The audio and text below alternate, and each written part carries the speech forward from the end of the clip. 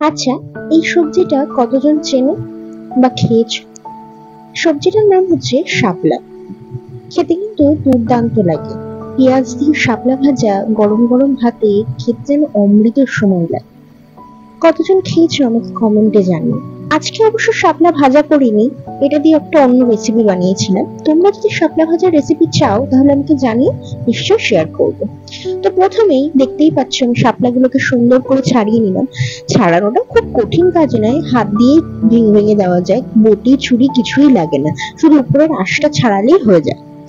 তো ছাড়িয়ে রেখে দিলাম এক পাশে। আর এক পাশে একটা ব্যাটার বানাবো, তার জন্য একটা বাটিতে 2 চামচ চালের গুঁড়ো, 1 চামচ বেসন, কিছুটা পরিমাণ সুজি, 1 চামচ মতো, সঙ্গে স্বাদ মতো নুন, চিনি আর হলুদ, লঙ্কা গুঁড়ো দিয়ে ভালো করে একটা ঘন মতো ব্যাটার বানিয়ে নেব।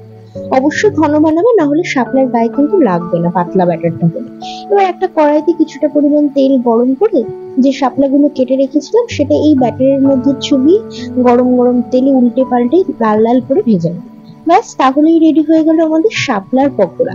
আচ্ছা, এই ভাজার সময় খেয়াল রাখবে একটু আঁচটা কম রাখবে, নাহলে কিন্তু শাপলাগুলো ফাটে। হ্যাঁ, উল্টো পাল্টে আমি ভেজে নিয়েছি।